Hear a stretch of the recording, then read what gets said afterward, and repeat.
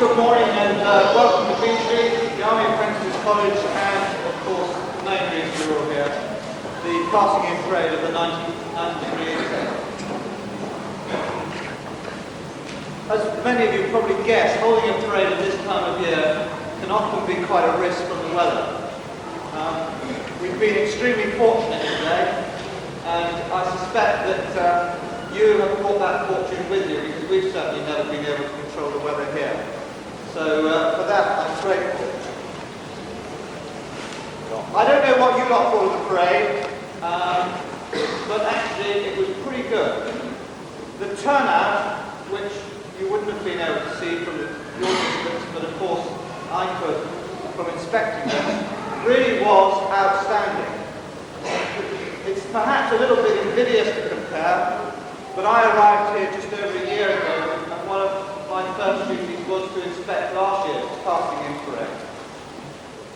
And I would say that it is to the credit of A2 Squadron this year that I believe the turnout of the young men out there on parade this morning was actually far better than I witnessed last year. However, just to balance things up a little bit, I would say that last year's intake was slightly better than drill.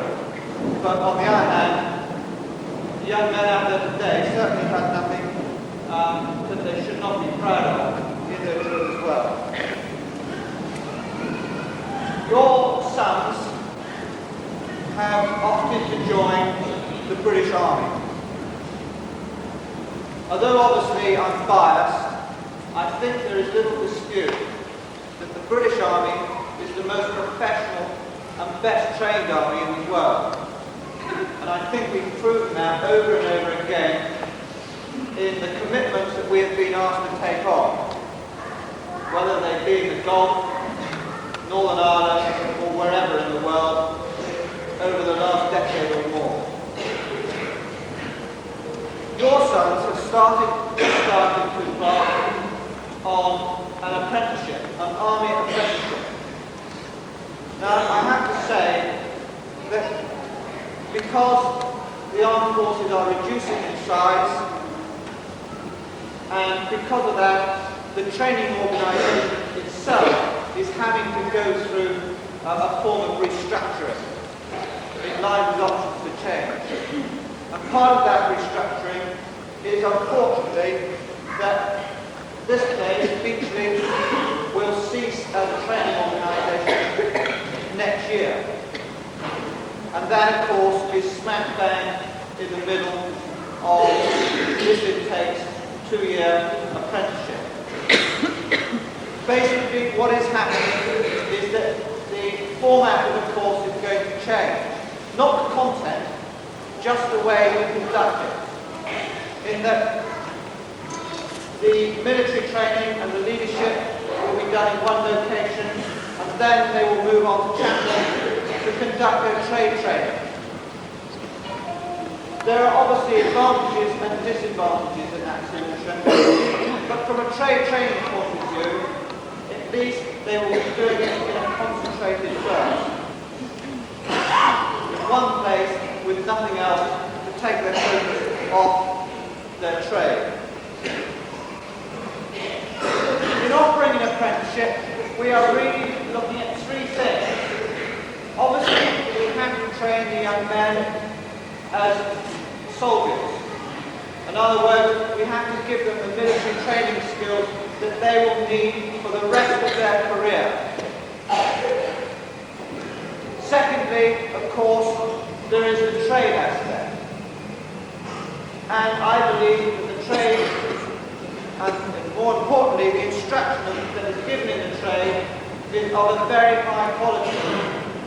Interestingly enough, last year, the Engineering Council, which had carried out a study of trade training, basically their conclusion was that the armed forces offered the best trade training courses to be had in the land. This place is no exception. Chepstow, where your sons will be carrying out their trade training, is no exception. The trade training that is offered really is first class, and the civilian qualifications are there for the grabbing as well as the military.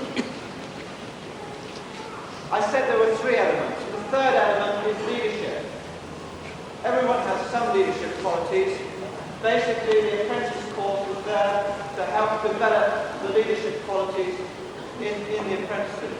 And we need to do that because the reason we take apprentices is because we are looking at the future senior NCOs and warrant officers with trade skills that the Army, and in particular the Corps of Royal Engineers and the Royal Logistic Corps, really need. So everything is there. To achieve that, we make sure that the staff, again, are of the highest quality. And it really is the junior NCOs and the senior NCOs who, shall I say, look after the apprentices, look after your sons, really are hand-picked, believe me. The opportunities that are here for the apprentices to take are also vast. Perhaps, hopefully, you will hear some more of it later on. But we try and encourage people to develop their interests, be it sporting or other extramural activities. But sport obviously plays a large part in Army life, and it does here at the college. And we have a sporting reputation that we're extremely proud of. And I hope that this intake is going to carry that reputation forward until next year, when they pass on from here. But there are opportunities for expeditions as well. And it's amazing how much the young men themselves develop from going on these expeditions. If you're one of a group of 12, climbing mountains in Nepal and being away from civilization for 2 weeks, it certainly helps you learn a lot about yourself and also your comrades. And that is the type of thing the type of opportunity that is here for the apprentices to take up. Well, they've now completed 6.5 weeks of their course. It's probably roughly in terms about a 12th of their course. Not very much. And as I say, hopefully you'll hear more about it later on. It's been a very hard time for them. There's no doubt about that. First of all, this place undoubtedly is a big culture shock. It doesn't matter how much they thought about it before they arrived, it certainly won't be what they expected. I'm afraid our way of life is still not reflected in civilian life, particularly at kind of, shall I say, school level. And that is one of the things that we find in the early stages that we've really got to try and overcome. But the Army is not just a job or a profession, it is a way of life. And it's a way of life that for your sons actually starts here when they started in the first 6 months. It's very much, if you like, communal living. We work long hours. Thankfully, we get quite long leaves as well. But the boys work long hours, and there's a discipline to get used to, and a restriction of freedom. And of course, the work that we do is fairly physical and tiring. And these are the things that, as I say, will probably have become as quite a big shock to your son. However, it is basically all teamwork. Because our way of life, the tasks that we have to carry out, depend on people being able to work as a team. And there are bonuses to be had. It's not all hard work for nothing. I believe the armed forces are still well paid. We get good leave. There is job satisfaction in what we do, despite the conditions that we do it under. And as a system, we are good at looking after each other. We have a good welfare system, and throughout the whole thing, there is comradeship. As I said earlier on, the parade this morning, in my opinion, was very good indeed, and in particular the turnout. The young men who took part certainly have a lot to be proud of, and I would suggest to you that you actually can be very proud of them also. Having said that,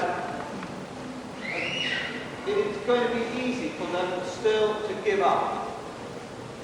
I'm making a vote about it. We have lost already 17 out of the 200 plus who arrived, who basically decided that they were not prepared to commit themselves to this life. They were not prepared to undergo the training that we are offering for the advantages that they could gain at the end of it.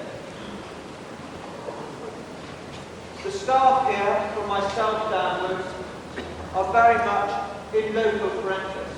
We are here, if you like, as the parents while they are here.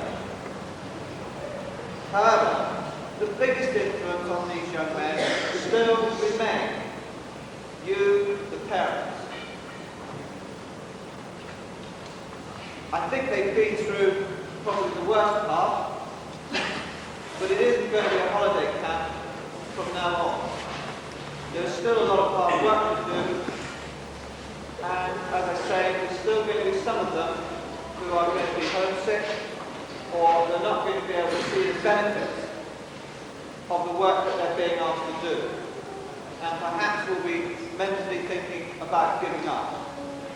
We do our best to persuade them, to encourage them to continue, to point out the benefits of it all. But as I say, the biggest influence is you, the parents, relatives and friends. And without your support, we won't be able to turn out these highly qualified apprentices with good futures in front of you. So if you like, I really am asking, putting a plea forward, please keep in contact with us, give us your support when anyone is wavering as to over whether this is the life for them or not.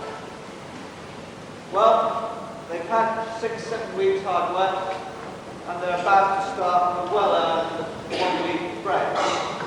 More importantly, the permanent staff are about to start a 1-week break, and they've earned it up. No doubt when they get home, you will spoil them rotten. I think if they're anything like my teenage sons, when they come home, half term or at the end of term, the holiday, they probably spend the first 48 hours doing nothing but sleep and eat. However, bear in mind your sons have gone through some kind of transformation in the last 7 weeks, so the mothers amongst you, don't be surprised that if once those 48 hours are over, you suddenly find that your son is up at 6:30 in the morning, he's been for a 3-mile run, he's tidied up his own room, he's done his own ironing, and then he's looking forward to the morning breakfast. And just in case, and for the fathers, just in case you might feel left out, don't be at all surprised if after tea your son offers to take you down to the pub for a drink, because he's got some money in his pocket now.